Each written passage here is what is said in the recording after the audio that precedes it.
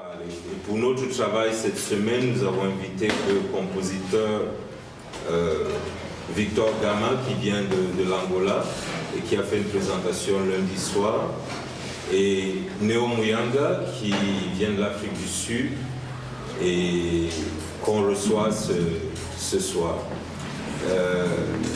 Ces deux, dans leur pratique, à travers la musique, vraiment explore ou utilise la musique comme un espace de recherche pour produire du langage qui sur notre société, sur notre contemporain. Yeah? Et Neo Muyanga en particulier, quelqu'un avec qui on travaille ensemble depuis presque 15 ans, et l'idée du Pan-African Space Station qui est vraiment une sorte d'atteinte à notre niveau dans le quotidien, dans le ongoing, d'utiliser l'espace de la radio, l'espace du son, mais bien sûr aussi l'espace de musique pour développer une écriture par rapport à notre monde. Et donc, Neo est un compositeur, librettiste et musicien. Il est né à Soweto et a commencé le chant à la chorale avant de suivre une formation classique en théorie de la musique. Plus tard, il a abandonné ses études de physique pour se lancer dans la tradition du madrigal italien à Trieste, en Italie. Dans ses travaux de recherche et de performance actuelle, il s'intéresse à l'étude et à l'exploration de l'esthétique des chants de revendication, avec un accent particulier sur l'utilisation de l'opéra par la communauté sud-africaine, et de manière plus générale à l'histoire de la musique comme un mode de narration dans le Sud. Muyanga est membre du duo de soul acoustique Black Sunshine qu'il a cofondé avec Massaoko Chipembere en 1996, suscitant un engouement fort à travers l'Afrique australe et le reste du monde, avec à leur actif tubes dont Born in a Taxi, Né dans un taxi, Building et bien d'autres. Il est chanteur, il est l'auteur de plusieurs opéras de chambre, comédies musicales et œuvres pour grands orchestres mixtes ayant recours à plusieurs modes syncrétiques croisés, notamment ceux utilisés dans les chants traditionnels guerriers et de louanges Basotho et Nisizulu, le jazz libre et la musique baroque occidentale. En 2008, il a cofondé la Pan-African Space Station avec ce monsieur. Il s'agit d'une plateforme de musique et portail de diffusion qui héberge et met en avant les dernières créations musicales et artistiques du continent et de la diaspora. Et je vous prie d'accueillir Neo. Mon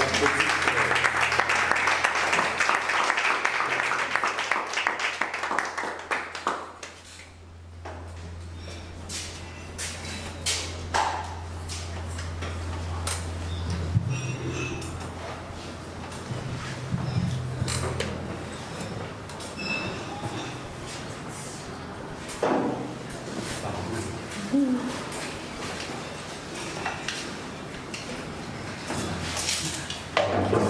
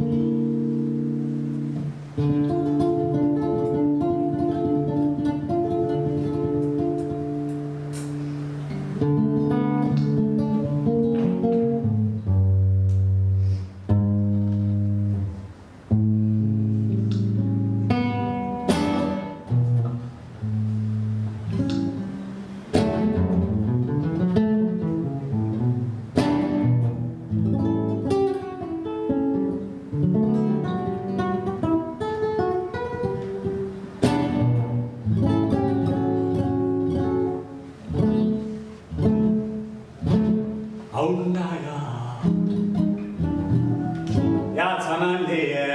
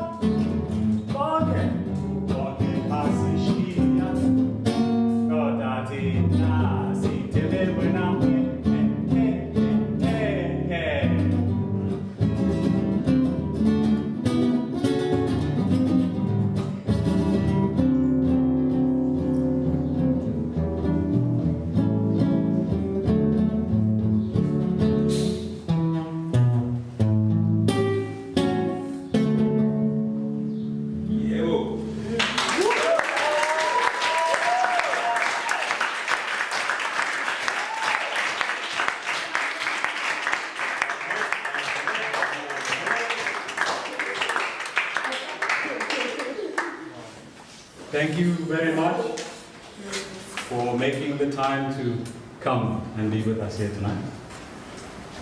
Merci beaucoup d'avoir trouvé le temps de venir et d'être présent avec nous ce soir. My French spoken is very terrible, so I will not punish you with it tonight. Mon français à l'oral est très mauvais, donc je ne vais pas vous l'infliger ce soir. Because I have acquired the services kindly of one of you who's going to help translate for me. Mais je vais l'aider à traduire ce soir.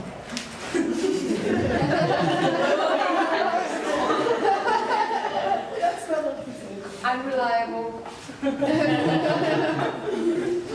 Translator travel. And it's a great honor to have been invited because I've heard about this place, Raw Material, now Raw Académie. And it's a place of great joy for me to be able to finally be here. Je suis très heureux de découvrir cet endroit enfin. J'en ai entendu parler, l'Euro Académie et l'Euro Material Company, et en particulier pendant l'Académie. So I want to thank the Raw Material Company and the colleagues from Chimurenga for inviting me and constantly asking me to think past where I'm comfortable, and I find it a wonderful way to learn about my own process as we do this together. J'aimerais aussi remercier mes collègues de Chimurenga pour l'invitation et pour toujours me pousser à penser au-delà de ma zone de confort. And I took great inspiration literally from the title of this series, Angazi, but I'm sure you'll read in the program, it is rather a delicious paradox of knowing and not knowing, in not quite competition, but in a strange dance. J'ai été très inspiré par le titre de cette session, Angazi but I'm sure, qui est un paradoxe délicieux. And so what I thought to do tonight was to share with you some of my process, which begins with me admitting here tonight that what I'm doing and what I will be doing for the next half an hour, 45 minutes, is exactly what I hate to do. Et donc je vais partager avec vous ce soir mon processus de création. Et ce que je vais faire ce soir, c'est un peu ce que je déteste faire. I have gremlins on the side that are telling me to speak into the microphone. So I tend to do what gremlins say. Donc j'ai des gremlins sur qui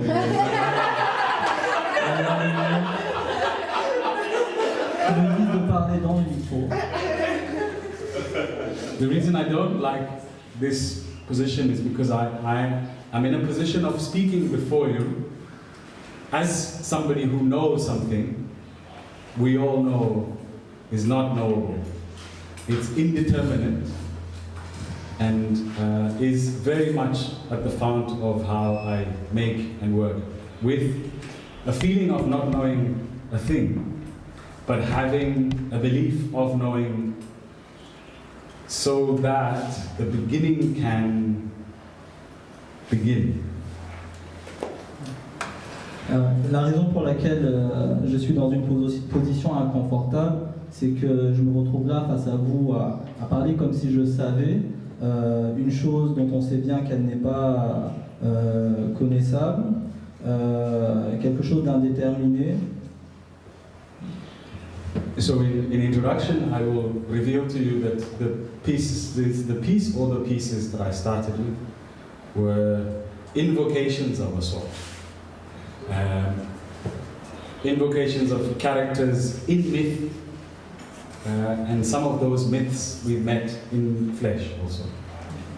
Donc pour commencer, je vais vous parler de la chanson avec laquelle j'ai introduit mon propos, qui est une sorte d'invocation.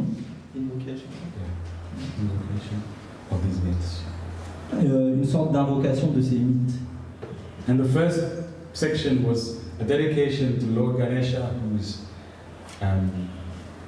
a Sanskrit owner of creation, the remover of obstacles. Usually sung 5,000 years ago, people say, at the beginning of a journey in the evening. Et la première section de la chanson a évoqué Lord Ganesh, qui est un personnage du sanskrit qui date de 5000 ans. He wasn't a person, right? Personality, but not quite a person. Il était une personnalité, mais pas tout à fait une personne. A god, when gods used to walk among men. Un dieu quand les dieux marchaient avec les hommes sur terre. And we in South Africa had our own petit god by the name of Nelson Mandela who walked among us. Nous, en Afrique du Sud, on a eu notre propre petit dieu du nom de Nelson Mandela qui marchait avec nous. A man of many faults and frailties and fears. Un homme avec beaucoup de défauts et de faiblesses. And somehow those were able to be threaded into a journey that brought a lot of humanity to a place of conversation and exploration. Et malgré tout cela a convergé pour conduire vers un espace où une conversation pouvait se nouer. And now in his death, people still invoke his name, some to swear and throw spite at, and others to worship and to venerate. Aujourd'hui qu'il est mort, son nom est toujours invoqué, parfois pour le conspuer et d'autres fois pour lui rendre un culte et le vénérer. And I have a feeling that those of you who have grown up in this country know something about that. Et j'ai l'impression que ceux d'entre vous qui ont grandi dans ce pays savent quelque chose de cela. And I deliberately pull those two pieces together to create an aberration and to expose some of what the process for me begins like.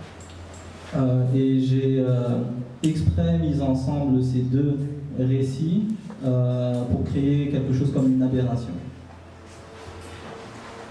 One of the tricks that we as musicians have is we always pretend to people that we have a telepathic ability. Musicians all over the world can play with each other just 10 minutes after having met and drunk beer or wine or whiskey, in your case, my friend. L'une des choses que nous les musiciens on fait, c'est de prétendre qu'on a une sorte de pouvoir télépathique. Les musiciens arrivent toujours à jouer ensemble quelques instants après s'être rencontrés et avoir partagé un verre. And what we often don't like to do is what I'm going to attempt to do tonight, which is to demystify some of the connections made in order to make the telepathy possible. Et ce que je vais faire ce soir et que je n'aime pas trop faire, c'est démystifier ce processus en montrant quelques-uns des trucs qui rendent possible cette télépathie. And please understand and keep the paradox in mind. Just because I'm going to try to demystify it does not mean that I will succeed. And probably what we will engage together in doing is mystification that ends up in mythification. Et ce n'est pas parce que je vais essayer que je vais y parvenir. Et ce qu'on va faire ensemble relèvera de la mystification qui aboutira en une mythification. So I'll do that by way of telling you some of the stories that I've collected and how they've turned into material. The first is quite a strange relationship that I developed over the space of, I'd say, 40 hours of no sleep, right? A lot of conversation, a lot of smoking and drinking of all kinds of things. La première de quelques-unes de ces histoires me viennent d'un certain nombre d'expériences. La première me vient d'un moment où j'ai passé 30 heures sans dormir, à beaucoup fumer et à boire toutes sortes de choses. Did you say 30? Oh, I said 40. 40? Yeah. Okay, 40 heures. Don't cut it, man. Sorry. And I spent a night with a myth of a man. His name is Chico Antonio, and Antonio and I had been trying to find him to bring him to play in our festival for a while, and we kept asking people to find him, to give us his number, his address, and nobody could find him. J'ai passé cette soirée avec un homme mythique, Chico Antonio. J'avais passé beaucoup de temps avec Antonio à essayer de le trouver, à demander à des gens son numéro, sans y parvenir. He's a particularly difficult, irascible man, a musician talented beyond belief, who was a teacher in the Académie of all Mozambican music. He was very well known in Maputo circles for having taught generation upon generation of musicians. C'était un homme particulièrement irascible, un musicien par contre extrêmement talentueux, qui était aussi un enseignant, qui a formé toute une école musicale à Maputo, en Angola. And there are claims that he was also involved in the fighting as a guerrilla in the civil war that happened in Mozambique. Il a aussi été impliqué dans la guerre civile au Mozambique. So he was a person who understood both the possibilities of collectivity and warmth, but also the possibilities for war making and change in the person of a music maker. Donc c'était une personne qui comprenait à la fois la guerre menée collectivement, mais aussi la possibilité de lutter à travers la musique. And he's what we might term a misanthrope. Et il était ce qu'on peut appeler un misanthrope. So again, a paradox, a misanthrope who works himself endlessly for the love of his people.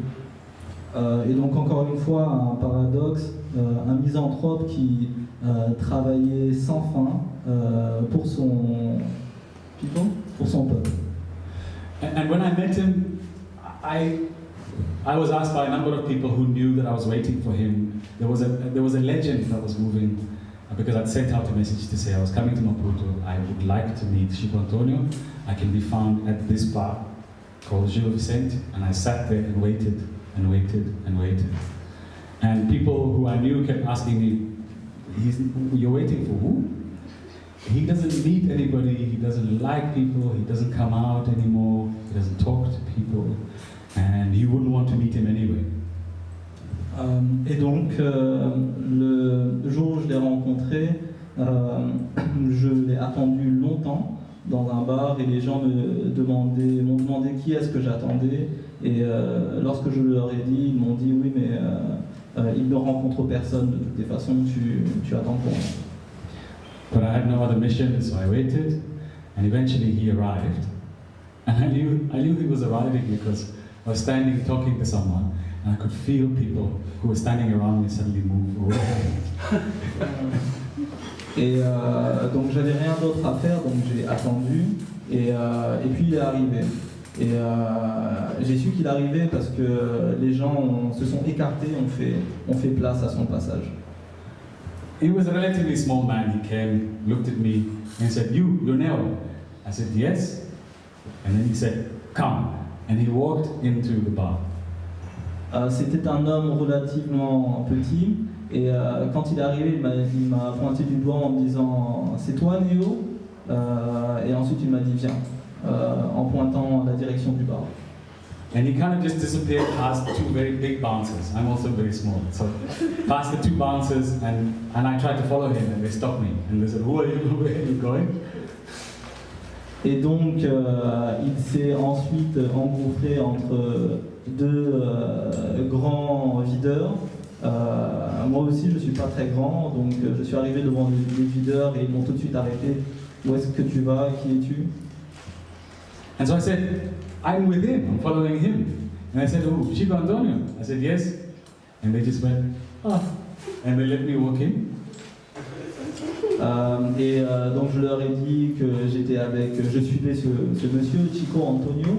Et là, ils m'ont dit, ah ok. Et puis ils m'ont laissé passer. And as I walked in, I just managed to see him walk to the bar. And as he got to the bar, there were about 10 people standing around the bar. As he got to the bar, all those people just disappeared and went to sit somewhere else. Et une fois que j'ai eu passé la barrière des videurs, je l'ai vu se diriger vers le bar. Et à mesure qu'il approchait du bar, les gens qui étaient assis sur le bar se sont écartés et sont allés faire autre chose, lui en laisser le bar.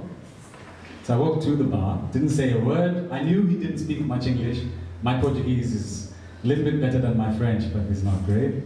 And I didn't speak much Portuguese confidently at that point, so we had a very difficult conversation. So he could tell, he bought a drink, I couldn't even tell you what he bought, I think it was some kind of whiskey, bought 2 of them, lots. And he said, come, and he walked to the back of the bar. Et donc je me suis assis avec lui au bar. Mon portugais était très mauvais, il parlait pas beaucoup d'anglais non plus, et donc la discussion était un peu laborieuse. Chico s'en est rendu compte, a commandé 2 verres de whisky, très plein, et m'en a donné un et m'a dit viens. Et ensuite il est passé derrière le bar. So I followed him to the back, we started drinking, he started smoking his pipe, I started smoking my pipe, and we looked at each other for a while. I had a tape recorder, so I showed him the tape recorder, and I said one word I knew would get me through. I said licencia, and he said, bon. And I pressed record. To play with for you now is a short operetta that was based on the text. So my Portuguese is good enough to translate, so I sat with what he said and transcribed it, and it became a libretto for this music and for the 2 actors who are speaking text. So everything that you hear came directly from what was spoken on the tape. I asked a few questions where I could, but it was really about his life as a musician and also answering how it felt to have to stop playing music in order to become a guerrilla fighter, and then the difficult attempt at getting back at playing music when he had more anger than love about what had happened in the country. Et donc le produit de cet entretien que j'ai retranscrit a donné lieu à ce que je vais vous jouer là maintenant. Donc j'en ai fait un texte pour le libretto et que les 2 acteurs sur scène disent. Et son récit portait notamment sur la difficulté que ça a été d'arrêter la musique pour devenir un meilleur combattant et ensuite de revenir à la musique avec ce qu'il avait vécu, qui lui avait inspiré plus de colère que d'amour pour son pays. And this piece was filmed at the Royal Palace in Amsterdam when Chimurenga was the recipient of the Prince Claus Award. This was 2011. Et ceci a été filmé en 2011 à Amsterdam, lorsque Chimurenga a reçu le prix de la Fondation Prince Claus. I will play a bit of the beginning and then skip and play you a bit of the textual bit, and then we'll talk a bit more. Donc je vais en jouer une partie et ensuite arrêter pour qu'on discute un peu plus.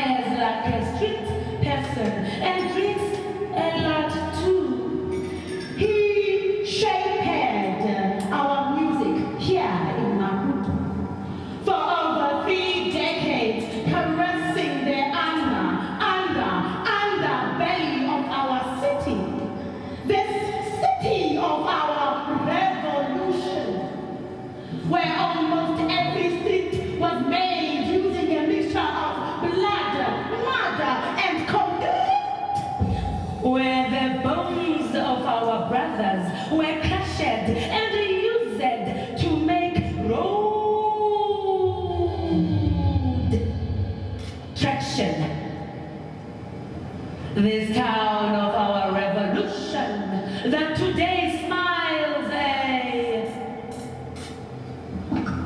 filthy, toothless grin whenever we are faced with the slimy truth.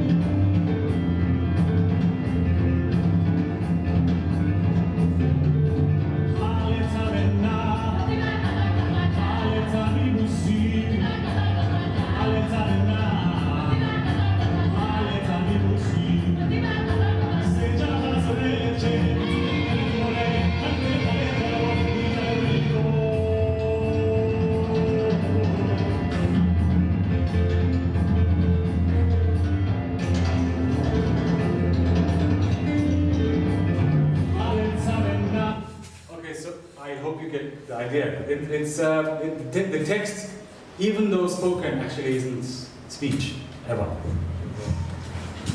Donc, j'espère que vous voyez un peu de quoi il s'agit. Le texte, quand bien même il est dit, n'est jamais un discours. N'est jamais un discours. And it's based on rhythms and sometimes exaggerated expressions that live inside of some indigenous languages, particularly here in Zulu music. Et le texte, même si they sit in, what did I say? Just based on rhythms. Based on intonations and exaggerated intonations of languages that are indigenous. This case is particularly in Zulu. Voilà. Et donc, les rythmes sont basés sur des langues indigènes. Dans le cas présent, il s'agit du Zoulou. And there's something about a textual, tonal conversation that is directly linked to the beginning of opera and operatic. So I want to speak a little bit about that as an aberration, as an offense where we come from. Et donc il y a quelque chose dans des textes qui sont basés sur des tonalités qui ont rapport avec les débuts de l'opéra. Et j'aimerais dire quelques mots là-dessus. It's an argument, a technical argument that was made by Monteverdi in the 1600s, who was trying to defend Italianness from what were then regarded as the Northerners. And the Northerners were the people that colonized us all, the Dutch. The Dutch had colonized Italian music at that point. And there's a funny relationship to Baroque music and how it was set up in the south which is not quite Europe, it's the Mediterranean, the Egyptians will tell you, and how that conversation articulates itself as operatic. Et donc, ça vient d'un argument de Monteverdi, qui entendait défendre l'italianité dans la musique, en référence à ce qu'il percevait comme une invasion par les Nordiques de la musique italienne. So often what I do is lean into the places, this interstitial place, so bringing the question of the operatic together with the question of the intonations in indigenous Southern African language, together with fighting music inspired by this character Chimurenga. Et donc ce que je fais, c'est naviguer entre l'opératique, les langues indigènes sud-africaines et les musiques de protestation, les chants de protestation. And often when I make this analogy and thread this link, there's a confusion because people imagine protest music not relatable to opera necessarily. People imagine operatic as European, not necessarily relatable to our region on the continent. Et souvent, quand je dresse ces parallèles, les gens sont confus parce que ils ne mettent pas nécessairement ensemble l'opératique et les chants de protestation et aussi l'Afrique. So I won't make an argument tonight about whether or not opera is a European or other preoccupation. I don't find that an interesting question. But what I'm going to try to do is to give you an illustration of how opera activates politically in the poorest communities in Black South Africa today. Et donc mon propos aujourd'hui, ce sera pas de discuter, d'essayer de savoir si l'opéra est européen est un art européen ou autre chose. C'est pas une question que je trouve intéressante, mais plutôt ce que je vais essayer de faire, c'est de vous montrer comment l'opéra peut être politiquement signifiant en Afrique du Sud.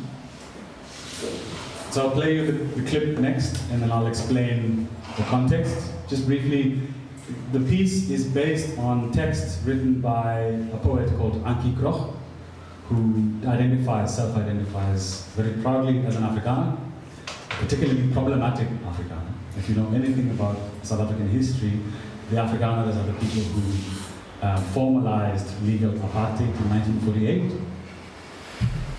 But that happened out of a colonial regime that had articulated some of those ideas a little bit haphazardly for 300 years before that. Okay. Et donc, ce que je vais vous jouer maintenant est basé sur un texte produit par un auteur du nom de Akikor. Akikor s'identifiait comme un afrikaneur, ce qui est problématique dans la mesure où les afrikaneurs sont ceux qui ont formalisé le régime de l'apartheid en 1948, et ce régime lui-même était issu d'un régime colonial qui avait duré 300 ans. And this piece is performed in Afrikaans, in Sesotho, and I think a little token bit of English. Et donc ce morceau est constitué de textes en afrikaneur, en Sesotho, and a little bit of token English. Et un tout petit peu d'anglais. Token being operative, because usually we are the tokens where I'm from. I'll play this to you and then I'll explain. It doesn't matter. I'm often silly. And people think I'm being serious. I'm never serious. It's just that I didn't get the joke. Oh, okay. I'll explain it to you at the bar afterwards. Yeah.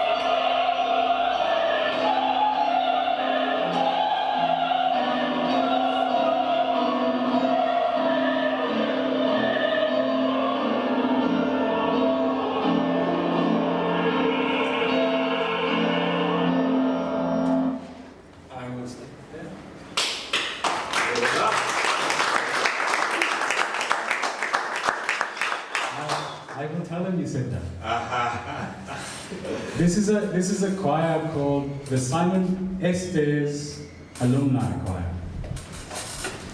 Simon Estes is an American singer, one of the first successful black opera singers to come out of the 60s. And he came to visit South Africa in 1996. And he came to visit their school when they were in high school. Heard them sing, and he gave them a little bit of money, and they started a choir under his name. Donc la chorale que vous avez entendue s'appelle la Simon Esther Choir. Simon Esther est An American opera singer. Un chanteur d'opéra américain. He was one of the first to be a star in the black community. Okay. Donc le premier afro-américain chanteur d'opéra qui a connu une certaine popularité. Il a visité l'Afrique du Sud en 1996, une école en particulier, et il leur a donné un peu d'argent et ils ont créé cette chorale à cette occasion. Et l'ont nommé d'après. And when I played this material outside of South Africa, they are usually very troubled looks. Because on the one hand, they see black people who sing operatically and they wonder why they would do that. Are these particularly well colonized individuals? Is the one proposal. Et donc, quand je joue ce morceau hors de l'Afrique du Sud, les gens sont assez déconcertés. Ils se demandent pourquoi est-ce que ces Noirs chantent de manière opératique. Ils pensent que c'est des gens vachement bien colonisés, ceux-là. And the other question is, but is this opera? Because it doesn't necessarily sound and behave in the terms that have been defined as operatic in some parts of the world today. Et l'autre question qui émerge, c'est mais est-ce que c'est vraiment de l'opéra ça parce que ça échappe un peu au code défini de l'opéra ailleurs. And often my first proposal is to politicize the term and to electrify opera and to remind people that the term in Italy where it was founded means work, a work. Un operaio means a worker, and very specifically a factory worker, which are the families that a lot of these young people, it's the work that a lot of members of the families of these people do. Et ce que je fais donc dans ces cas-là, c'est que je politise le terme d'opéra, je l'électrifie, et je rappelle qu'en Italie, en italien, le mot opéraïque veut dire ouvrier, veut dire travail, et fait référence à la classe ouvrière, opéraïque. And often because in the operatic text, I sometimes will extrapolate or abstract from existing bits of protest music and then expand them into other forms of lyricism. People wonder what protest and blackness and workerist has to do with the operatic. L'une des choses que je fais, c'est que je pioche dans les chants protestataires des bouts qu'ensuite je développe en opéra. Les gens se demandent ce que viennent faire la négritude, la classe ouvrière dans l'opéra.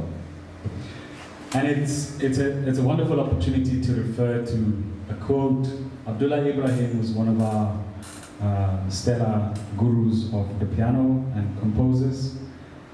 Was interviewed in a film called A Brother with Time?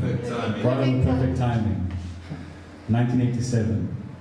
And he says in that film, he claims South Africa is the only country to win a revolution in 4-part harmony. Et le moment est venu, là, je crois, de citer Abdullah Ibrahim, qui est l'un de nos grands gourous du piano, qui dans un film sorti en 1987 intitulé A Brother with a Perfect Timing, un frère avec un timing parfait, a dit que l'Afrique du Sud est le premier pays à avoir mené une révolution victorieuse Four-part harmony. avec une harmonie en 4 temps, en 4 parties. Yeah. En 4 parties. And he was saying this while in exile in New York City. Et il disait cela alors qu'il était exilé à New York. And what people often fail to recognize is four-part harmony is a very specific reference. Four-part harmony refers to soprano, alto, tenor, bass.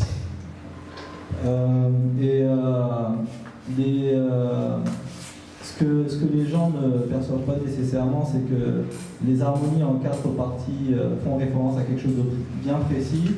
Alto, soprano, Tenore, tenore. basso.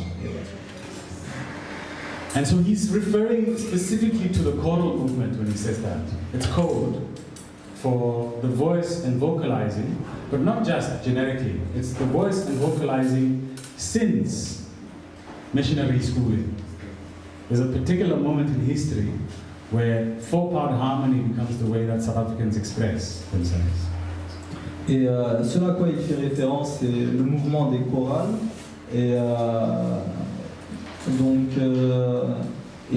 ça correspond l'émergence de cette manière de chanter en Afrique du Sud correspond à un moment historique précis lors de l'arrivée des missionnaires qui ont introduit la chanson en harmonie à 4 parties. In fact, in the 1940s and 50s, to become a teacher, to train as a qualified teacher, you were not only learning how to teach in class, science, or history, but you also were learning how to be a choir conductor. Because four-part harmony was a very strong part of the curriculum. Et donc dans les années 40 ou 50, la formation des enseignants ne passait pas seulement par l'histoire, les mathématiques, mais l'apprentissage de la chorale en 4 temps, en 4 parties, était essentiel, parce que ça faisait vraiment partie du curriculum en Afrique du Sud. And that has resulted in certain critics, like Kofi Agao, who I happen to like very much, Ghanaian who teaches at Princeton, often dismisses African, or the Africanity, or the Africanness of the music, of the choirs in South Africa, because he finds it colonial music, contingently made. Et donc, par exemple, Kofi Agao, qui est un critique que j'aime beaucoup, qui est à Princeton, disqualifie la musique de chorale sud-africaine comme une musique non-africaine parce qu'il pense qu'elle est trop coloniale. So to illustrate how that's a little bit more complex, I trace back the lineage to the founding of our liberation movements actually. And in fact it's the same throughout the continent, so I imagine you will understand some of what I will propose.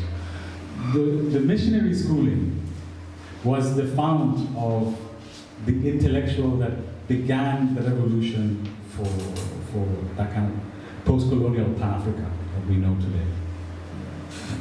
Et donc pour complexifier un peu ce que dit Agao, je mets en avant moi la lutte anticoloniale en rappelant que dans plusieurs parties du continent, les enseignements missionnaires, les écoles de missionnaires sont les lieux qui ont formé les leaders indépendantistes souvent. And what choirs like this are linking to today, whether they articulate it in that way or not, is that history of liberation. Et donc ce à quoi sont liées les chorales aujourd'hui, de manière consciente ou inconsciente, ce sont ces mouvements de libération. In fact, it's so popular, this movement of choirs in South Africa, that people who really have not very much money will dedicate a Monday evening, a Wednesday evening, and a Friday evening to rehearsal, after school, after work, for no money at all. And there are usually 2 major choir competitions in the regions around the country and one massive national one that have prizes of money that are not very big. The choirs can be as many as 60 to 80 people, but people commit to this practice on a weekly basis. Et donc ces chorales sont tellement populaires aujourd'hui en Afrique du Sud que des gens pas très fortunés vont consacrer 3 soirées dans la semaine pour venir répéter dans les chorales. Il y a même des compétitions qui s'organisent, très populaires, qui distribuent des prix, mais même si ces prix ne sont pas très importants. And this practice has been so incredibly regular for at least the last 150 years in South Africa. Et ces pratiques ont une grande longévité en Afrique du Sud, elles durent depuis au moins 150 ans. South Africa has also become the premier training ground for new black opera singers. L'Afrique du Sud est aussi devenue le principal centre de formation des nouveaux chanteurs d'opéra noirs. And a few lucky members of this community are selected to be key performers in Italy, at a place like La Scala, or in Stuttgart, the Staatsopera there, or people perform and Covent Garden in London. And some people have become major world stars, world figures. If you are in the operatic world, you might know them. Et donc, quelques-uns de ces chanteurs d'opéra formés à l'école sud-africaine ont aujourd'hui la possibilité de jouer en Italie dans un lieu comme la Scala, à Stuttgart, à New York et à Londres. Et si vous connaissez l'opéra, quelques-uns d'entre ces chanteurs sont très célèbres. But the problem with this commutation is most of those singers who aspire to operatic performance will never be invited to perform in these capitals we've just mentioned. Mais le truc, c'est que la plupart de ces chanteurs d'opéra, lorsqu'ils sont invités dans ces grandes capitales, ne le sont pas pour chanter de l'opéra. And they have very few places to perform back at home, where they were born and brought up. Et ils ont très peu d'endroits chez eux où ils peuvent jouer de l'opéra. And yet, the college, particularly in Cape Town, has become the most important training place for people who aspire, like this choir, members of this choir. The college, you say? Yeah, the music college, which has an opera school, is the place where members of this choir are aiming to go. Okay. Et donc, le college à Cape Town est l'endroit où ces gens-là rêvent de jouer. And what interests me about this is exactly what interests me about this curriculum we're proposing during this time in Dakar, in the Royal Academy. The question that this college fails to ask is why these poor black kids want to sing in this way.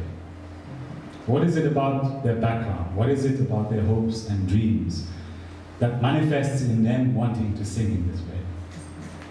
Et donc, l'une des... là, j'en reviens à la question qui nous préoccupe lors de cette académie, Angazi, en pensant au fait que ce collège de musique à Cape Town, l'une des questions qu'il manque de se poser, c'est pourquoi est-ce que ces jeunes enfants noirs ont envie de chanter de cette manière-là? Qu'est-ce qui, dans leur parcours et leur background, fait qu'ils ont cette envie-là? And that's mainly because the Academy and the Conservatoire, in the Academy particularly, isn't concerned with people's histories, isn't concerned with people's feelings, it's concerned with people's technique. Right? The college, the Academy wants to train technicians. Et c'est parce que l'académie et le conservatoire qui s'y trouve ne s'intéressent pas à l'histoire des gens, ne s'intéressent pas aux sentiments des gens, mais ne s'intéressent qu'à la technique. And the college sees itself as the owner, the benefactor of knowledge, and it sees the student as a blank canvas or box or sack that is empty and is ready to be filled with knowledge. Et le collège se considère comme détenteur du savoir et voit ses étudiants comme des réceptacles vides qui attendent d'être remplis comme ça du savoir. And the entire group here, you can't tell from this video, but these are mainly people who've just finished high school and who are waiting to decide what to do in life. They're either going to become workers, they're going to go to the factory, or if they're lucky, they'll get a scholarship to go study at university. And often they would like to get a scholarship to go study at the College of Music, to study opera. That's many of them's dream. Et donc ces jeunes que vous voyez là, pour la plupart, ils en sont au stade où ils vont décider de ce qu'ils vont faire dans la vie.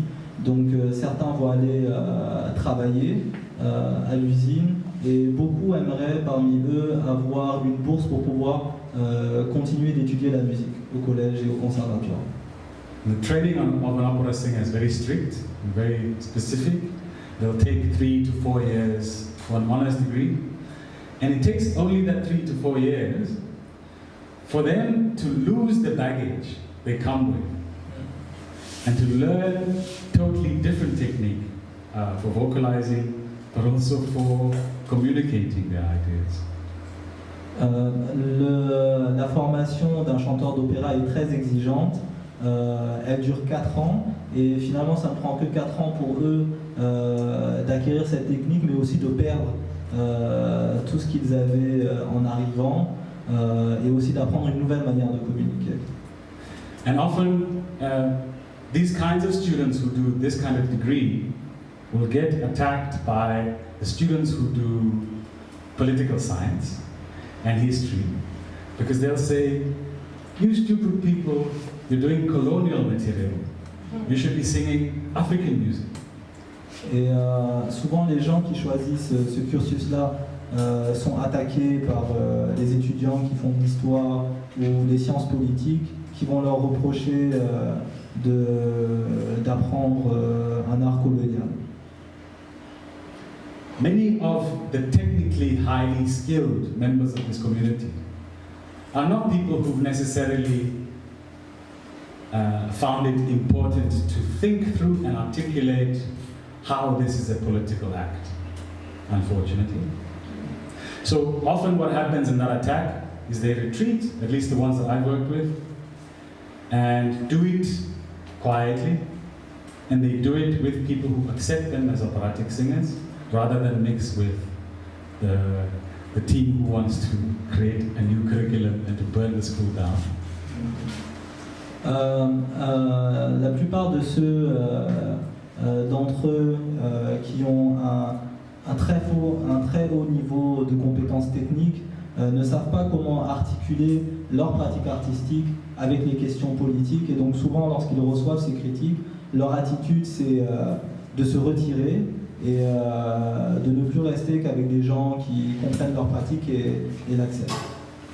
So often the work that I do with them involves me reminding them of something they know fairly well, which is that the liberation movement in our region was born out of people who were cultured in this way, good and bad, cultured in this way. Et donc l'une des choses que je fais dans mon travail avec ces jeunes, c'est de leur rappeler que le mouvement de libération dans notre pays est né avec des gens qui étaient instruits de cette manière-là, qui avaient cette culture-là. But more than that, it's often important to try to extend our project, our joint project together, to what is it people are going to do who are not going to land up singing elsewhere, who might not aspire to singing elsewhere after a while. What is it that they're going to do if they remain singers who sing in this trained fashion? Et plus important encore, ce que l'on fait, c'est essayer de répondre à la question qu'est-ce qu'ils vont faire, ceux d'entre eux qui décideront après de ne pas continuer à chanter de cette manière-là. So the reason I'm telling you all of this is to contextualize some of what I'm arguing often in the operatic circles that are obviously very resistant to the idea. And that is, opera has been around for 400 years and it's changed very often. L'une des raisons pour lesquelles je vous dis tout ça, c'est parce que dans les cercles d'opéra que je fréquente, les gens résistent beaucoup à ces idées-là. Et l'une des choses que je leur dis, c'est que l'opéra a 400 ans d'âge et qu'il a beaucoup changé depuis. And that people like me are not actually changing it. The thing is changing. The thing is busy transmogrifying itself. That's what it does. And so what people like me do is they identify that and work with it and increase it and support it and create anarchy with it. Et donc, ce n'est pas moi, ce que je leur explique, c'est que ce n'est pas moi qui suis responsable de ces changements. Tout ce que je fais, c'est que je perçois ces changements, je les accompagne, Anarchy, you said? Yes. J'y ajoute de l'anarchie, mais voilà, je ne suis pas à l'origine. Because ultimately it's not going to stop happening because there's no money, because there's no respect, or because there's no understanding of the history. It's going to carry on happening. But it would be worth our while to spend time elaborating on how it could happen in a more profound way. De toute évidence, le mouvement ne va pas s'interrompre parce qu'il n'y a pas d'organisation particulière ou de financement. Ça va continuer, mais le challenge, c'est de faire en sorte que ça se poursuive, mais de manière peut-être plus profonde.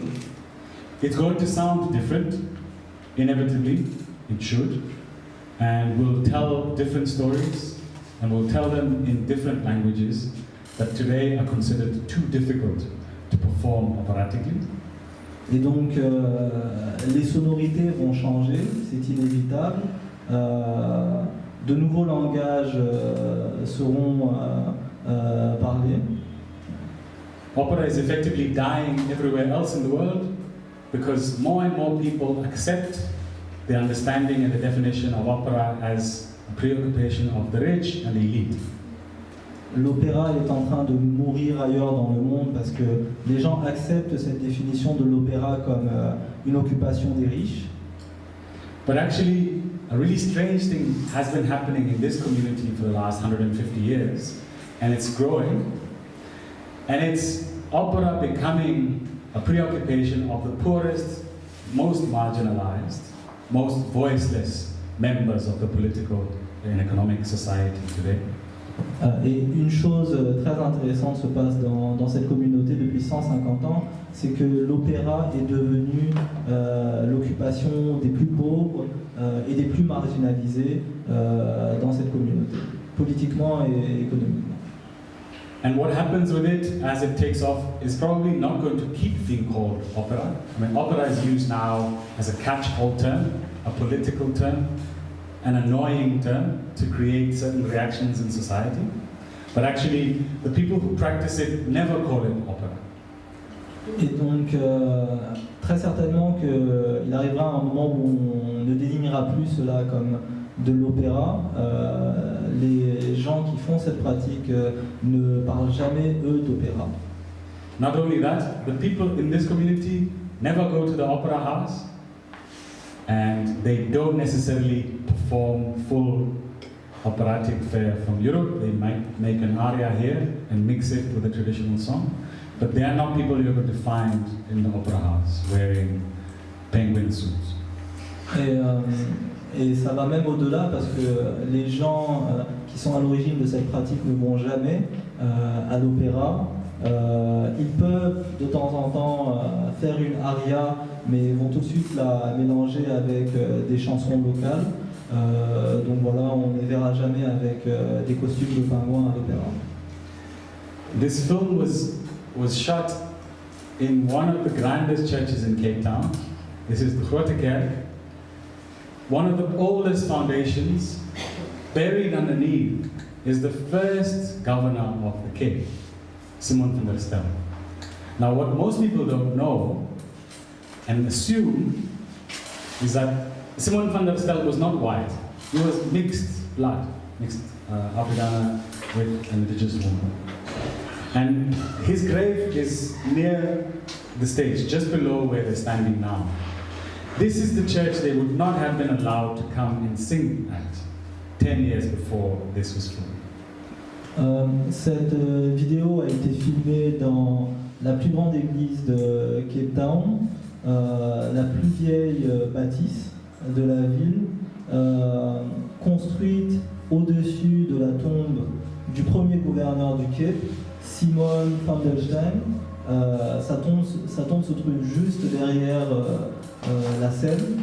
Et l'endroit où ces jeunes jouent, 10 ans auparavant, on n'aurait jamais laissé la possibilité de jouer là. So this is where sometimes they get to perform. What I would like to show you now is a video where you can see where they make this equivalent opera. Donc ça, c'est donc un endroit où il leur arrive de jouer, mais ce que je vais vous montrer maintenant, c'est l'endroit où ils jouent leur équivalent d'opéra.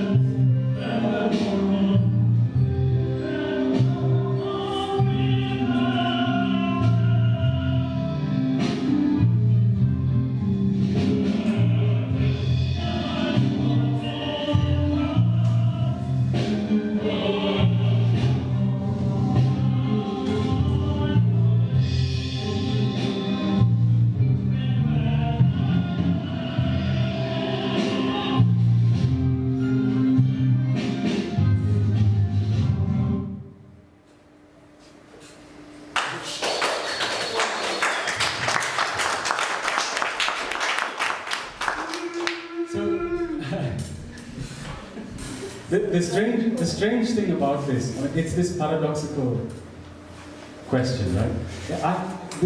It's important that we allow the change that's happening and we in fact help it get birthed in a dignified way.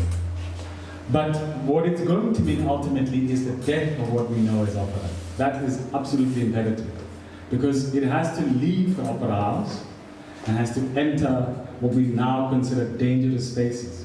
And those dangerous spaces include high school classrooms like this one. So they practice every week, thrice, 3 times a week, in a place that their parents worry might land them in physical harm. Donc, ce qui est important, c'est que on permette à ce qui est en train d'éclore de le faire de manière la plus digne qui soit. Par contre, il y a une chose qui est inévitable, c'est la mort de l'opéra dans sa forme actuelle. Et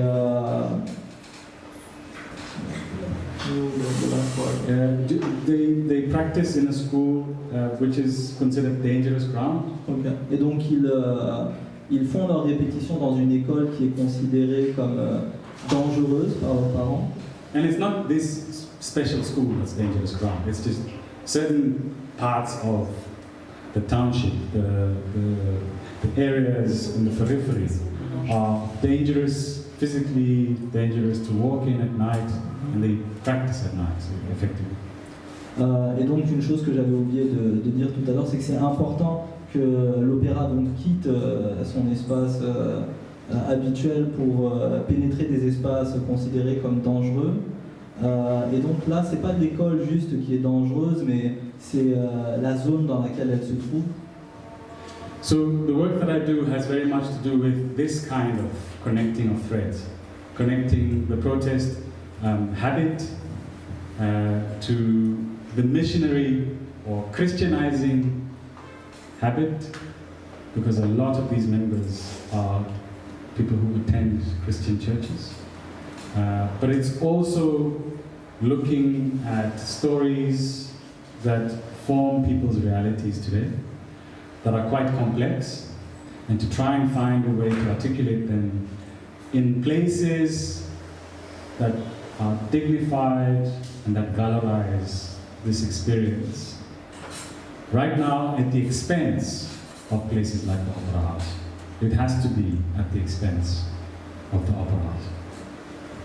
Et donc, ma pratique, elle consiste notamment à connecter des espaces, ces espaces considérés comme menaçants, l'espace de l'église aussi. Je m'intéresse aussi beaucoup aux histoires qui forment les réalités des gens d'aujourd'hui. Et cette pratique, elle se fait nécessairement au détriment de l'espace de l'opéra. Thank you. That is the story I wanted to share, and I'm happy to take your questions. Merci.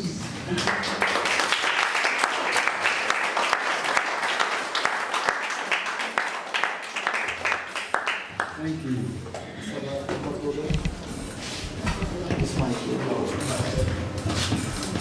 We're going to ask those of you who have questions to please approach the microphone, which is going to land on that mic stand shortly. This radio station is designed to make you famous. So if ever you wanted to be a big opera star, tonight is your chance.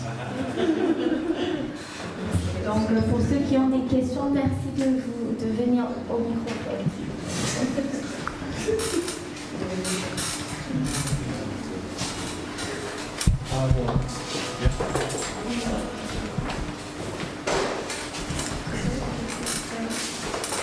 So thank you, Neo. You told us very interesting stories about a lot of people, about your practices, but I'm curious to know how you personally have become invested into operatic. Okay. Donc il nous a raconté beaucoup d'histoires, nous a parlé de beaucoup de personnes différentes, mais j'aimerais savoir comment lui en est venu à l'opéra. I trained myself for the equivalent of about 10 years to like opera. I've never liked it. I saw it as a kind of a stupid way to sing, particularly unfree. I'm a Baroque guy. I'm actually from the 14th century. I don't like much that comes from the 19th or 18th century. So what I particularly enjoy is madrigals. And I think music became corrupt when it suddenly became classifiable as classical. Right? I mean, the only, well, actually I'm being extreme, I'm being provocatively extreme, but I'm going to say it now on camera. The only classical composer I'm interested in is Beethoven. Because he was so dangerous that he broke so many harpsichords that people said, oh, fuck, we're going to make pianos. The piano exists because Beethoven was breaking all the harpsichords. The idea of the piano forte, this ability to play soft and then to break it with sound, is what I'm particularly interested in. And classical music failed to do that for too long.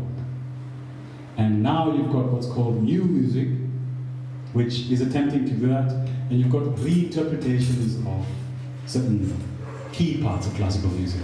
And please notice, what I'm not saying is that composers of classical music were failures, necessarily.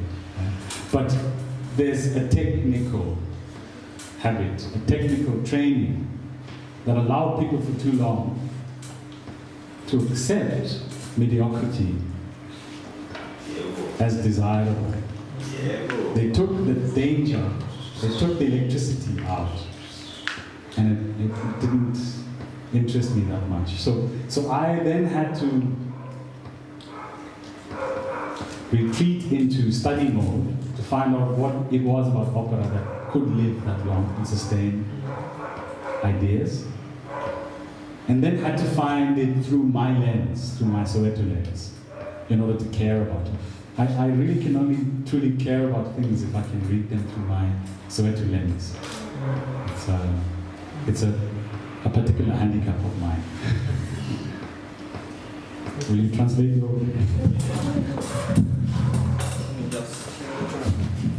Sorry, I spoke too long. Yeah, but I'll try to...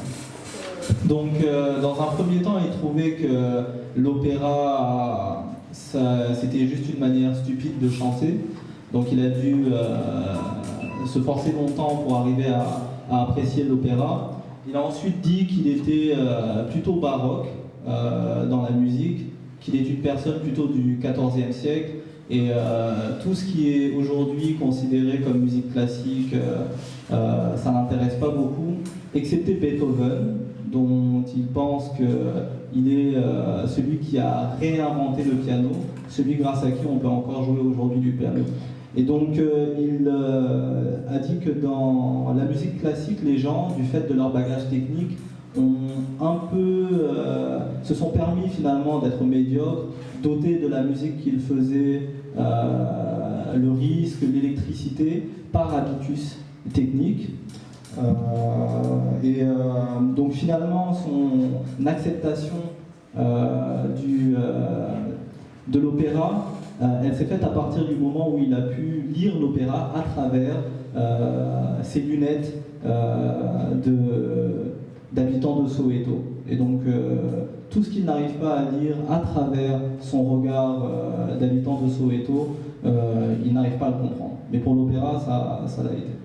Ah.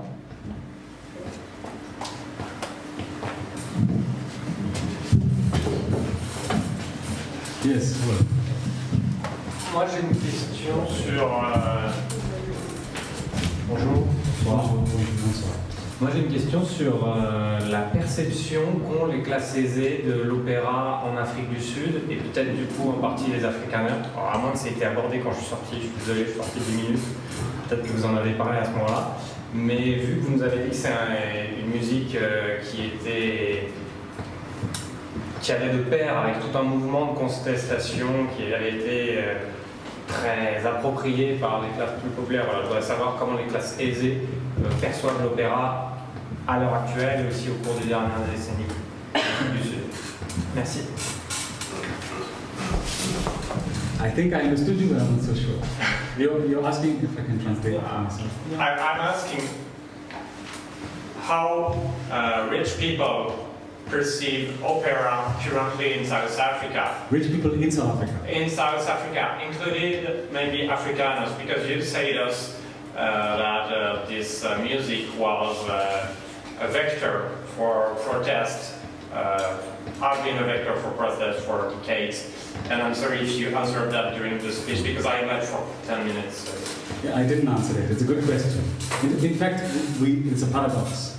So I'll offer you that. Right? Opera in South Africa today, what is termed opera, is considered the music of the white, rich elite, actually. That is the aspiration we attempt. My project is to propose opera is a totally different thing if you go to these schools and these churches where this other thing is being performed. This is not necessarily mainstream. And I'm talking mainstream in terms of Aung San Suu Kyi wrote this really interesting thing, I think, while at prison. While we understand the mainstream to be the majority, actually that's not mainstream.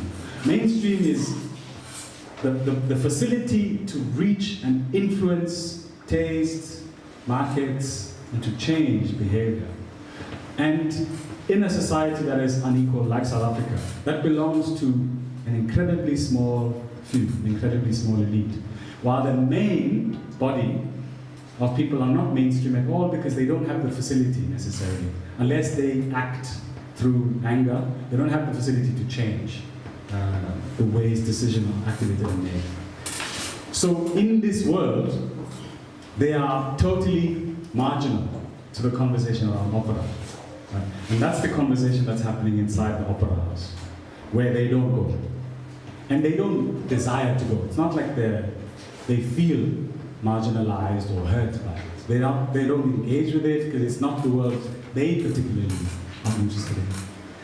The perception in South Africa of opera is influenced by the fact that the Académie in South Africa that trains musicians has absorbed the traditions of the classical domain of Germany 200 years ago. That's what is taught as music theory.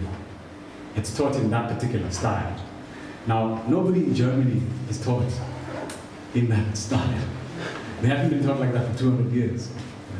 So one could ask, what is it we're doing in South Africa, in the Académie, to be insisting on calling something a reality that actually doesn't exist where it was supposedly founded in the first place? Which is the problem with the Académie not asking why they desire to sing in this way. We opened a production called The Heart of Redness. And it was sold as an opera because we were using the premier opera company of Cape Town Opera. Half the audience that came was the white elite, who are subscribers to Cape Town Opera. And the other half came from the periphery, family members, fans, supporters of the performance. And there were nights when the people who come from the periphery, because they came late usually, were sitting at the back, the last half of the hall. But they make the biggest noise because they can identify with some of the strange aberrations that they're seeing and hearing on stage, which to them don't sound like opera. They're not identifying it as opera. They're identifying it as that thing that we do. And the very proper elites who are sitting at the front, because they got there early, in the penguin suits, were particularly troubled at the native noise that was behind them. Because that's not the behavior in the opera house. And so it was an incredibly moving moment of clashes of cultural languages within a 30-kilometer radius. I'm saying that to illustrate just how far things still have to go.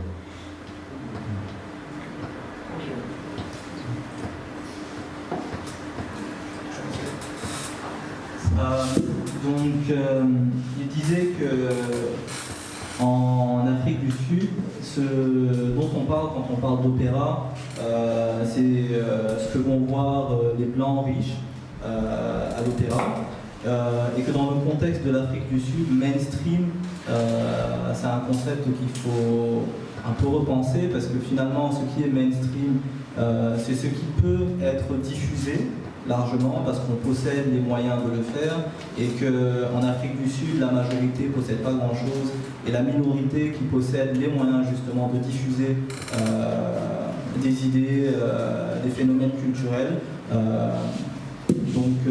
finit par définir ce qui est mainstream, quand bien même elle est minoritaire.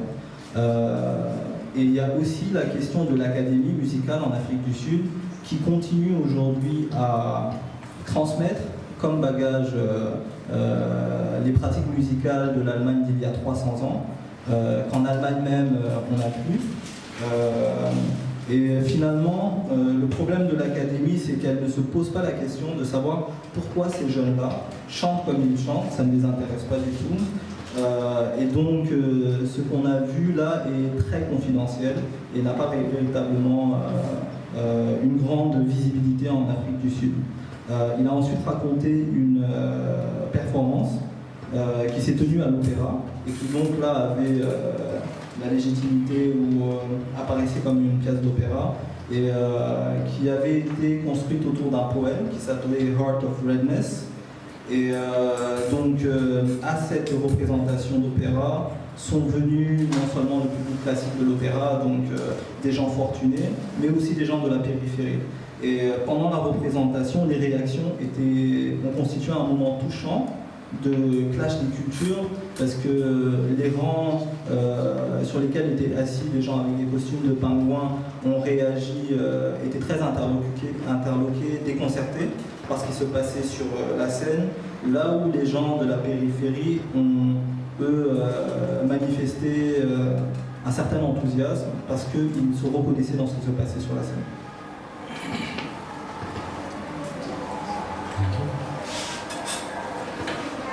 Any more questions? No? Okay, very good. Okay. I understand that you're a music person, but I'm curious to know also about your relationship with, for example, costume designers, set designers, what sort of relationship you have with them. Donc, je suis curieuse de savoir comment Neo collabore avec les gens qui s'occupent des costumes et de la mise en scène de ces œuvres.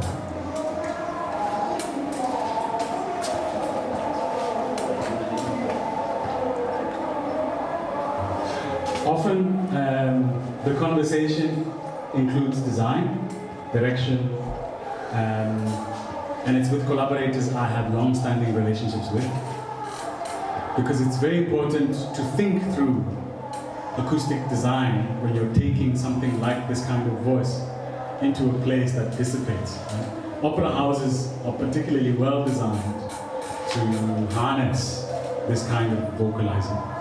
And it's difficult to do that in a hall like you just saw, unless you have a particular eye and an ear on treatment of a certain kind. So you need specialists who are on board with the political project. So often the costume designers, the set designers are people who I read with and who we share references with very often. And they come on board months before the piece is put on the stage, because they have to be totally integrated into the behavior of not just the clothing, but the props, if there are props that are going to go onto the stage. Politically, we also have to think through what it means to make something like opera from a rich country that pretends to be a poor country, because it doesn't offer the resources to the people that need it the most. And it's totally unethical to make the kind of operatic, decadent gesture that would fly, again, in Belle Epoque Europe. Right? So the idea of budgeting and the idea of accessing funds for costuming, for lighting, for what can be taken on the road for touring, is very much a strong part of the political conversation of the work itself. Right? So it's foundationally very, very key to have a conversation about what do we do when this thing is invited to move? How many people can move? Can it be modular? Can we get new people everywhere we go to accompany a core of people who are established in it? Is that going to be diminishing the aesthetics? Are we going to be designing sets using material that is not sustainable? And is that going to be a viable political message? All of these go into the arguments. And we don't always agree, but we often have to find a middle ground.